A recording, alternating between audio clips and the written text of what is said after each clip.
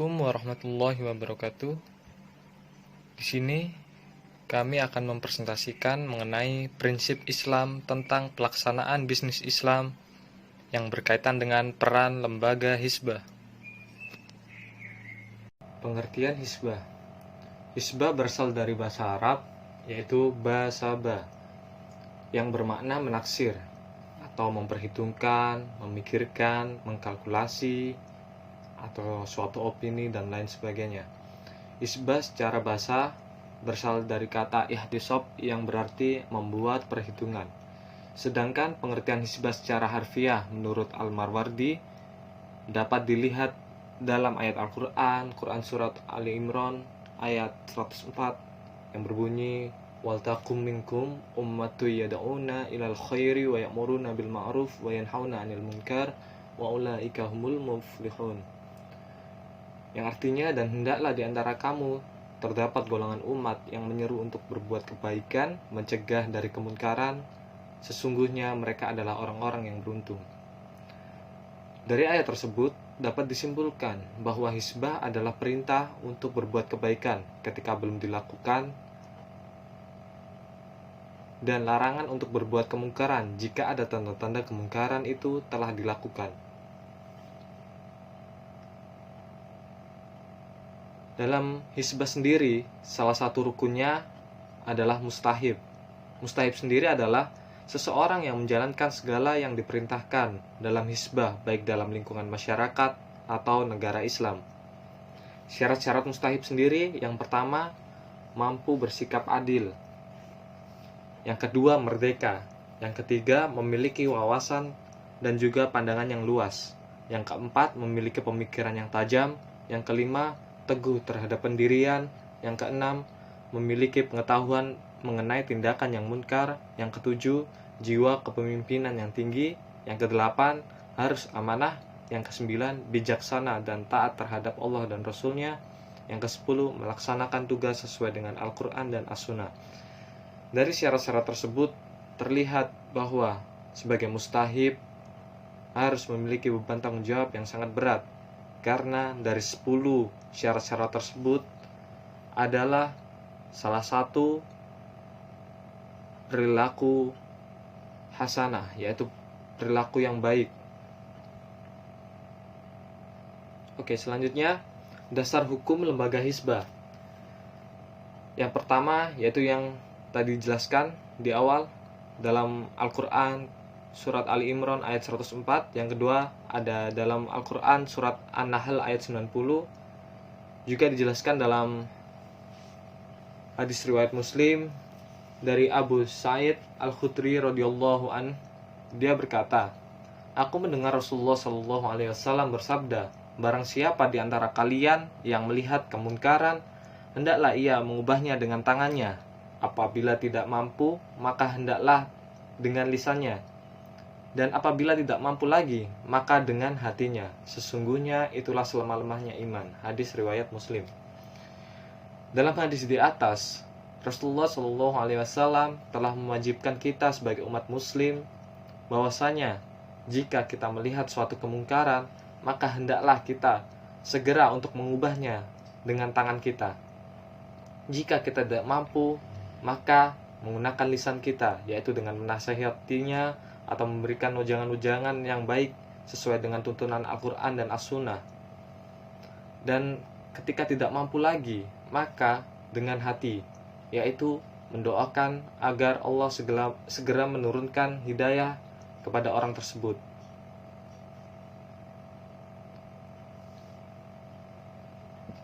Yang selanjutnya adalah rukun hizbah. Dalam rukun hizbah sendiri, yang pertama ada mustahib. Seperti jelaskan yang di awal tadi, mustahib yaitu orang yang melakukan tugas hizbah di masyarakat dan negara-negara Islam. Mustahib sendiri dilantik resmi oleh pihak imam atau pemerintah untuk memastikan bahwa kebaikan yang dibuat dan kemungkaran-kemungkaran yang telah ditinggalkannya. Yang kedua ada mustahib alaih. Mustahib alaih yaitu orang yang melakukan al-munkar atau berperilaku buruk. Dalam hal ini, Imam Al-Ghazali menjelaskan yang menjadi hizbah Pertama, ada tindakan jahat yang dilarang oleh agama seperti minum khamr yang dapat menghancurkan kemuliaan agama. Yang kedua, adanya tindakan kejahatan yang mengakibatkan kecanduan narkoba sehingga muncul tindakan lain. Yang ketiga, perbuatan jahat harus diketahui muhtasib. Tidak boleh bersangka, menuduh, memfitnah kecuali dia dapat membuktikan dengan jelas faktanya bahwa dia telah melakukan kejahatan. Keempat, tindakan kejahatan diterima oleh jumhur ulama tanpa perlu menggunakan ijtihad. Jika masih ada perdebatan, tidak akan ada upaya untuk melakukan kejahatan. Yang ketiga, muhtasib fih. Muhtasib fih sendiri yaitu adalah perbuatan yang dijegah oleh segala bentuk kemungkaran yang terlarang untuk dilakukan dan wajib dicegah, baik sudah mukallaf maupun yang tidak. Kemungkaran menerima tindakan hisbah dibagi menjadi dua bentuk. Yang pertama adalah bentuk positif, yaitu melakukan perbuatan-perbuatan yang dilarang oleh syara'. Yang kedua, bentuk negatif, yaitu tinggalkan tindakan perbuatan yang dituntut oleh syara'.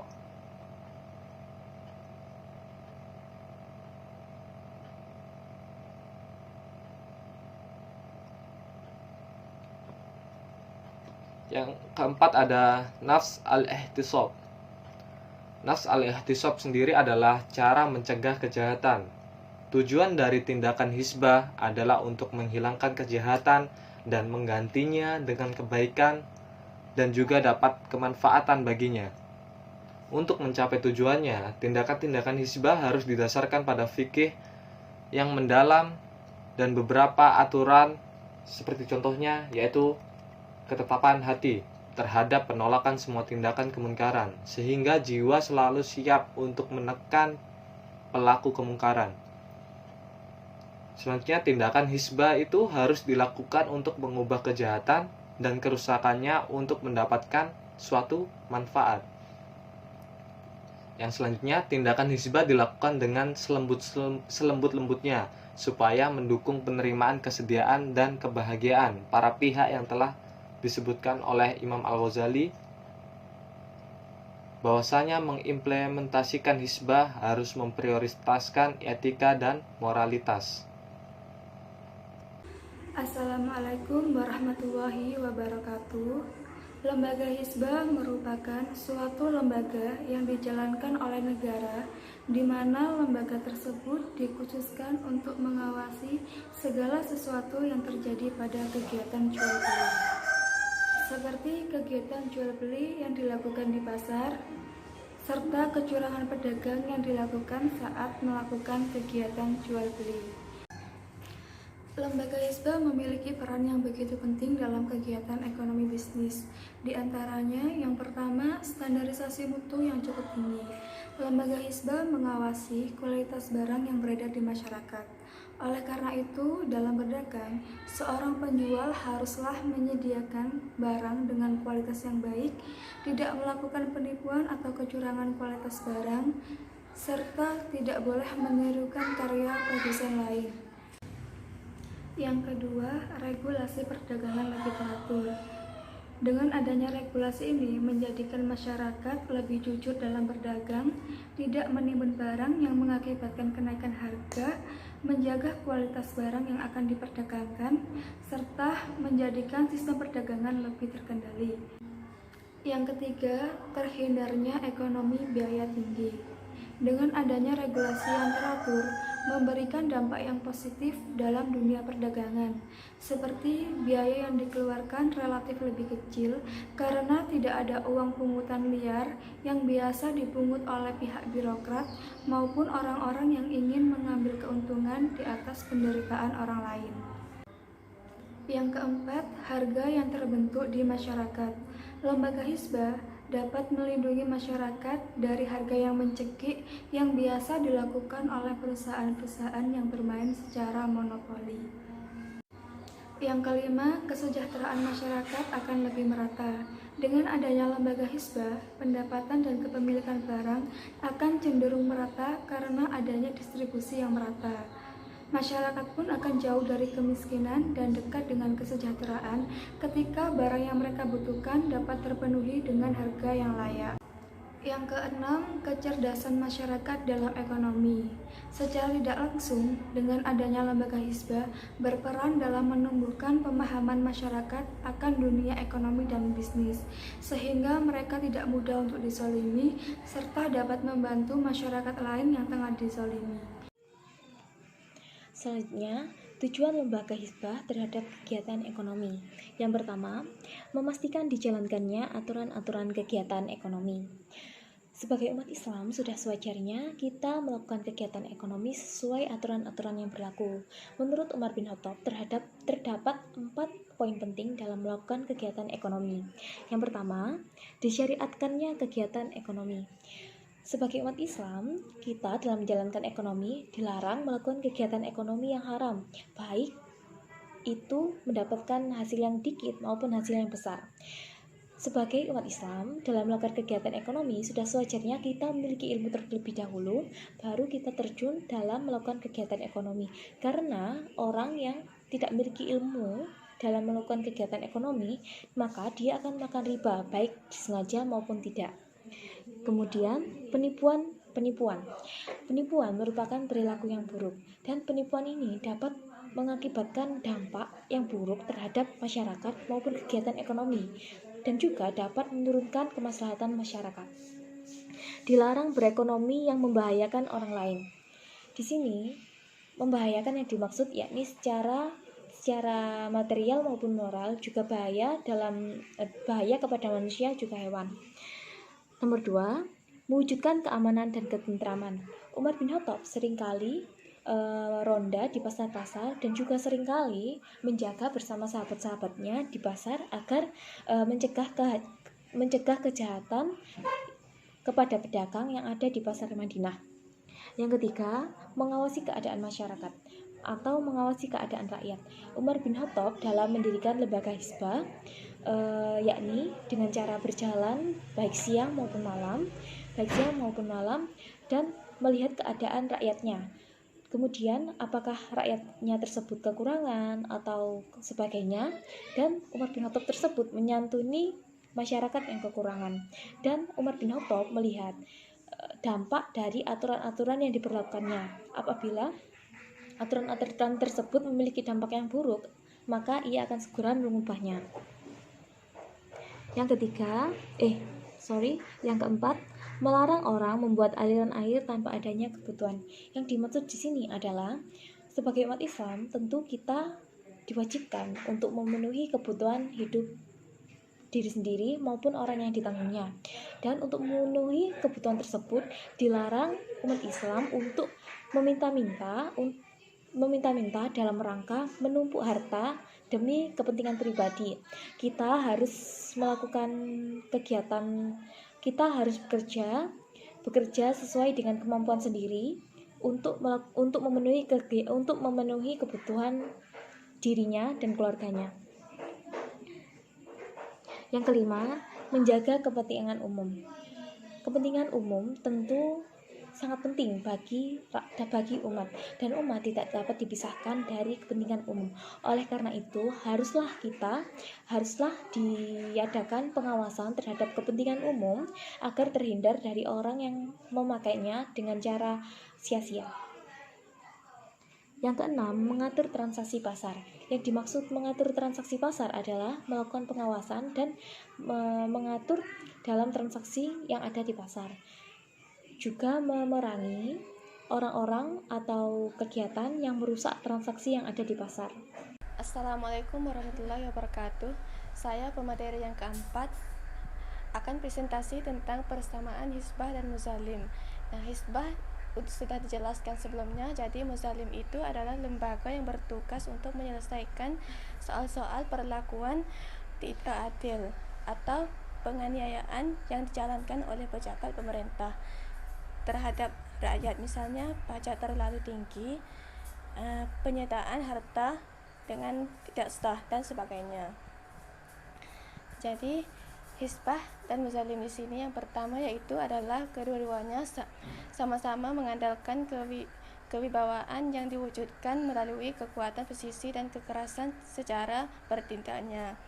Dan yang kedua, Hizbah dan Muzalim kedua-duanya boleh mengambil tindakan untuk alasan mencapai kemaslahan masyarakat.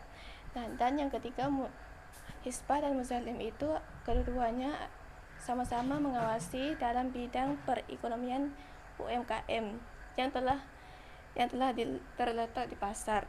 Nah, yang keempat yaitu Hizbah dan Muzalim ini keduanya sama-sama menindaklanjuti apabila mendapati salah satu dari pedagang yang mencederai akad atau merugikan salah satu konsumennya, namun hanya tidak lanjut dalam bentuk laporan.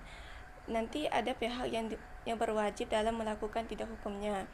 Nah, jadi yang kelima, Hizbah Muzalim itu bagi Hizbah yaitu sama-sama menegakkan amar ma'ruf nahi mungkar ke dalam fungsi lembaganya masing-masing jika Hizbah dalam bentuk lembaganya sendiri. Nah, dan bagi Muzalim itu sama-sama menegakkan amar ma'ruf nahi mungkar ke dalam fungsinya lembaganya masing-masing jika Muzalim dalam lembaganya dibagi sesuai fungsinya masing-masing, yaitu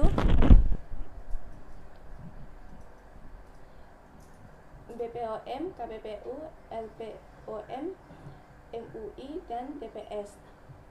Dan selanjutnya yaitu yang keenam, hukuman akan diberikan secara merata dalam bentuk preventif. Nah, sama aja dengan Muzalim itu. Nah, selanjutnya yaitu yang ketujuh yaitu jadi Hizbah dan Muzalim itu di samping bagi Hizbah, di samping lembaga Hizbah mengawasi juga sama-sama menunggu laporan masyarakat pada ketika itu juga. Di samping itu seperti mendengar tuduhan, mendengar dakwaan, menasihati atau menegur dan menghukum yang bersifat preventif tadi. Fungsi ini agar tidak terjadi tumpang tindih antara tugas muhtasib dengan hakim.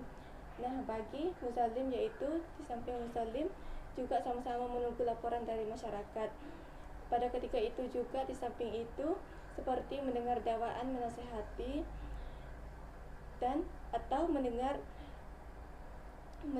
dan menghukum yang bersifat preventif tadi. Fungsi ini agar tidak terjadi tumpang tindih antara tugas pengawas dari pihak terkait dengan hakim dan lembaga penegak hukum yang lainnya.